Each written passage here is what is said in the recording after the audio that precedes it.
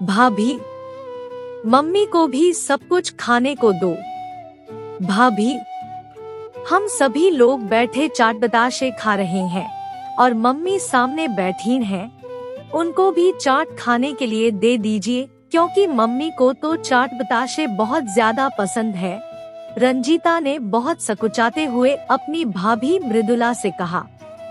रंजीता 2-3 साल बाद गर्मी की छुट्टियों में मायके आई थी और आज नकुल सबके लिए ऑफिस से आते समय मशहूर लालता चाट भंडार से टिक्की, पानी के बताशे, चटनी के बताशे और पापड़ी और भी बहुत कुछ ले आया था और दूर बैठी मीना उन सब लोगों को चाट बताशे खाते हुए देखकर चुपचाप मन मारे हुए उन लोगों को टुकुर टुकुर ताक रही थी। रंजीता महसूस कर रही थी कि इन 2-3 सालों में बहुत कुछ बदल गया था। भाभी मम्मी को कोई भी अच्छी चीज खाने को नहीं दे रही थी, रोटी भी एक के बाद दूसरी बहुत ही कम देती। आज 2-3 दिन से हर चीज के लिए मम्मी को मन मारते हुए देख रही थी, इसीलिए रंजीता मन ही मन बहुत कुलबुला रही थी पर कुछ कह नहीं पा रही थी। लेकिन आज वो अपने आप को बिल्कुल भी रोक नहीं पाई। अरे नहीं नहीं जीजी, सोच भी मत लीजिएगा मम्मी जी को ये सब कुछ खिलाने का। मम्मी जी का तुरंत पेट खराब हो जाता है ये सब खाने से और फिर हमारा और नकुल का बहुत ज्यादा काम बढ़ जाता है। मुझसे तो ये सब सफाई का काम वाम तो बिल्कुल भी नहीं होता मम्मी जी का। जीजी आपने तो सुना ही होगा कि मन भयो बूढ़ा तो तृष्णा भई जवान, बस यही हाल है मम्मी जी का है। उनका क्या, वो तो तुरंत खाने बैठ जाएंगी, लेकिन परेशानी हम लोगों को झेलनी पड़ती है। मृदुला एकदम बड़ी जोरों से चिहुकते हुए बोली। हाँ रंजीता, मृदुला बिल्कुल सही कह रही है। मम्मी तो बिल्कुल भी नहीं परहेज करना चाहती है, लेकिन हम लोगों ने ही उनको जबरदस्ती खाने पीने से रोक रखा है, वरना मम्मी तो तुमको पता ही है कि चाट बताशे की कितनी बड़ी शौकीन है। नकुल भी एकदम से मृदुला का पक्ष लेते हुए बोला।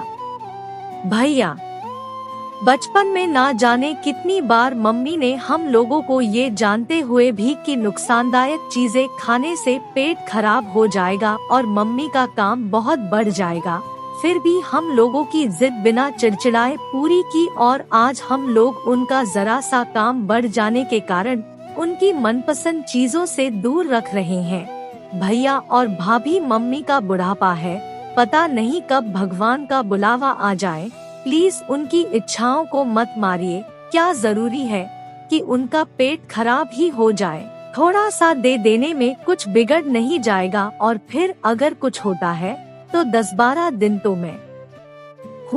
मैं ही उनकी साफ सफाई मैं कर दिया करूँगी। ये सब कहते हुए रंजीता की आंखें झिलमिला रही थी। जी, आप ज्यादा अपने भैया को इमोशनली ब्लैकमेल मत करिए। 2-4 दिनों के लिए आई हैं, तो खुशी खुशी रहिए और रहने भी दीजिए। मम्मी हम लोगों की जिम्मेदारी है, आपकी नहीं। रंजीता को ये सब कहता देख मृदुला से फिर नहीं रहा गया। भाभी, ये मत भूलिए कि कल को हम लोगों को भी यही सब बर्दाश्त करने के लिए तैयार रहना पड़ेगा, क्योंकि बुढ़ापा तो एक समय पर हम लोगों के ऊपर भी जरूर आएगा और हम लोग जैसा करेंगे तो हमारे बच्चे भी हमारे साथ वैसा ही व्यवहार करेंगे, क्योंकि ये लोग हम लोगों से ही तो सब कुछ सीखेंगे। रंजीता वहीं पास में बैठा मृदुला के बेटे की तरफ देखकर बोली, जो बड़े ध्यान से बुआ और मम्मी की बातों को सुन रहा था। अभी मृदुला ने रंजीता को फिर से जवाब देने के लिए मुंह खोलना ही चाहा था कि तुरंत नकुल ने मृदुला को रोक दिया।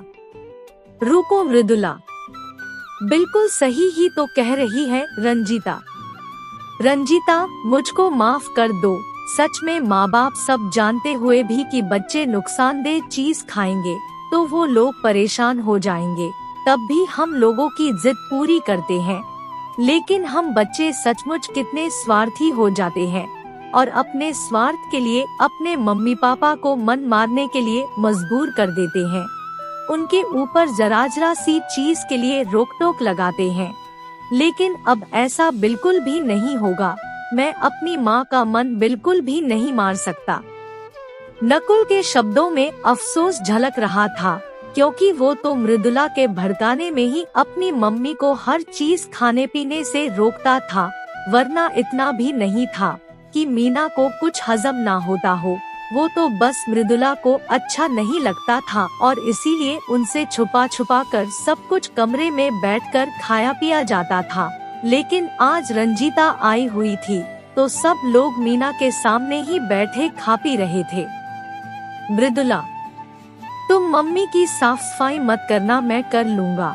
लेकिन अब से मम्मी को कुछ भी खाने से नहीं रोकूंगा, चाहे थोड़ा सा ही क्यों ना खिलाऊं, लेकिन उनको अतृप्त नहीं रखूंगा। और थोड़ी ही देर में बैठा नकुल बैठा अपनी माँ को बड़े प्रेम से चाट बताशे खिला रहा था और मीना बड़े प्रेम से बैठी बेटे के हाथ से आज वर्षों बोली चाट का आनंद ले रही थी। और रंजीता उनके चेहरे पर आत्मतृप्ति का भाव देखकर बहुत ज्यादा आत्मसंतुष्टि का अनुभव कर रही थी। मेरी इन कहानियों को भी अपना स्नेह और प्यार प्रदान कीजिए। सासू माँ, आपको मेरे ऊपर विश्वास है ना?